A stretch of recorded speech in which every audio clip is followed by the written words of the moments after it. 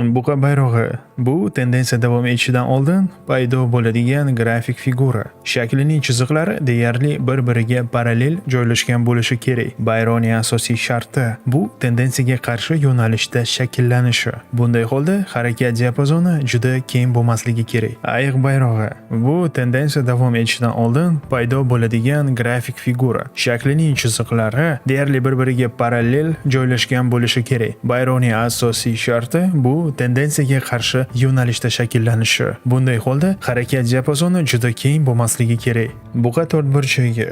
To'rtburchakning g'oyasi oddiy. Agar trend harakati bir muncha vaqt to'xtab qolsa, lekin narx tendensiyaga qarshi turib bera olmasa, u holda hozirgi tendensiya davom etishi ehtimoli katta. To'rtburchak kotirovkalar trend bo'ylab harakatlana olmaganda paydo bo'ladi. Bu shuningdek, pauzadan keyin tendensiyaning davom etishidan dalolat beradi. Ayiq to'rtburchagi.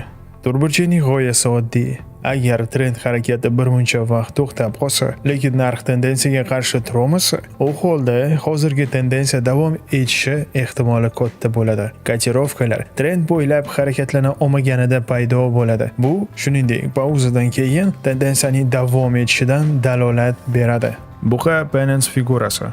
Penance'ni shakllanishining asosiy mezonlaridan biri bu to'xtashdan oldin trend yo'nalishi bo'yicha intensiv harakatidir. Kotirovkalar trend bo'ylab harakatlana olmaganida paydo bo'ladi. Penance doimiy naqshlar bo'lib, unda konsolidatsiya davridan keyin texnik tahlilda qo'llaniladigan uzilish kuzatiladi. Ayiq Penance grafik figurasi. Penance'ni shakllanishining asosiy mezonlaridan biri bu to'xtashdan oldin trend yo'nalishi bo'yicha intensiv harakatidir. Kotirovkalar trend bo'ylab harakatlana olmaganida paydo bo'ladi. Penance davomiy naqshlar bo'lib, unda konsolidatsiya davridan keyin texnik tahlilda qo'llaniladigan uzilish kuzatiladi. Buqa brillianti. Bu grafik figura trend o'zgarishi uchun signal bo'lib xizmat qiladi. Naqshning boshlanishi tendensiya bo'ylab impuls harakatining oxirida sodir bo'ladi. Narxning maqsadi brilliantning balandligiga teng bo'lib, uni buzilish nuqtasidan o'lchashimiz mumkin. Ayiq brillianti. Ushbu naqsh trend o'zgarishi uchun signal bo'lib xizmat qiladi. Naqshning boshlanishi tendensiya bo'ylab impuls harakatining oxirida sodir bo'ladi. Narxning maqsadi brilliantning balandligiga teng bo'lib, uni buzilish nuqtasidan o'lchash mumkin. 2jar grafik figurasi. Bu figura narx pastga shiddatli harakatidan so'ng yordam, ya'ni support zonasi yonida hosil bo'ladi. Ya'ni bu figura narx yordam zonasini 2 marta o'tolmaganini bildiradi. Va esingizda tuting, bu figuralarni faqat kuchli tendensiyalardan keyin qidiring. Sust past o'zgaruvchan bozorda ularni izlashga hojat yo'q. 2 cho'qqi grafik figurasi. Bu figura narx yuqoriga harakatidan so'ng qarshilik, ya'ni resistance zonasini yonida hosil bo'ladi. Ya'ni narx qarshilikni 2 marta yorib o'tolmaganini bildiradi. Va esingizda bo'lsin, bu figuralarni faqat kuchli tendensiyadan keyin qidiramiz. Sust past o'zgaruvchan bozorda ularni izlashga hojat yo'q.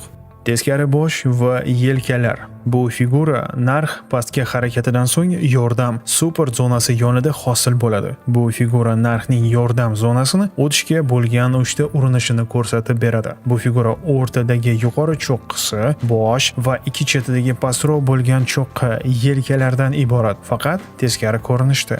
Bosh va yelkalar. Bu figura narx yuqoriga harakatidan so'ng qarshilik, ya'ni resistance zonasini yonida hosil bo'ladi va narx qarshilikni 3 marta yorib o'tolmaganidan keyin paydo bo'ladi. Bu figura o'rtadagi yuqori cho'qqisi, ya'ni bosh va ikki chetida pastroq bo'lgan cho'qqilari, ya'ni yelkalardan iborat. Shu bilan birga bo'yin chizig'i yelkalarini ikkita minimal qiymatini birlashtirib turadi.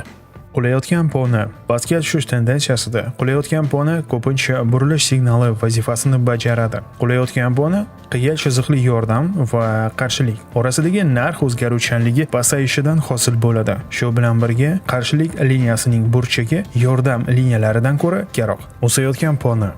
O'sayotgan poni qiya chiziqli yordam va qarshilik orasidagi narx o'zgaruvchanligi pasayishidan hosil bo'ladi. Yordam liniyasining burchagi qarshilik liniyalaridan ko'ra tikkaroq. Bu narxning yuqori minimumlari uning yuqori maksimumlaridan tezroq shakllanganini ko'rsatadi. Bunaqa holatda o'sayotgan poni figurasi yaqin vaqt ichida tendensiyani burilishini anglatadi. Ko'tariluvchi uchburchak. Bu figurada uchburchakning bir tomoni qarshilik, ya'ni resistance sifatida ajralib turadi. Qoida tariqasida narx qarshilik chizig'ini buzadi va harakati davom etadi, ammo har doim emas. Agar qarshilik juda kuchli bo'lsa, narx harakati boshqa yo'nalishda bo'ladi. Bunda ikkala ssenariyga tayyor turishimiz kerak. Tushuvchi uchburchak. Bu figurada uchburchakning bir tomoni yordam support sifatida ajralib turadi. Qoida tariqasida narx yordam chizig'ini buzadi va harakatda davom etadi, ammo har doim emas. Agar yordam juda kuchli bo'lsa, narx harakati boshqa yo'nalishda bo'ladi. Bunda ikkala ssenariyga ham tayyor turishimiz kerak. Simmetrik uchburchak. Ikkita qiya resistance va support chizig'i uchini bir-biriga yaqinlashtirsak, simmetrik uchburchak hosil bo'ladi. Narxni bunaqa holatidagi buzilish yo'nalishini aniqlash qiyin. Bozor har doim kimningdir tomoni, sotuvchilar yoki xaridorlar tomonidan boshqariladi. Shuning uchun ertami-kechmi uchburchak yuqoriga yoki pastga buziladi. Kengayuvchi uchburchak. Ikkita qiya resistance va support chizig'larini uchini bir-biriga yaqinlashtirsak, simmetrik yoki kengayuvchi uchburchak hosil bo'ladi. Narxni bunaqa holatida buzilish yo'nalishini aniq aytish qiyin, chunki bozor har doim kimningdir tomonida, sotuvchilar yoki xaridorlar tomonidan boshqariladi. Shuning uchun ertami-kechmi uchburchak yuqoriga yoki pastga buziladi.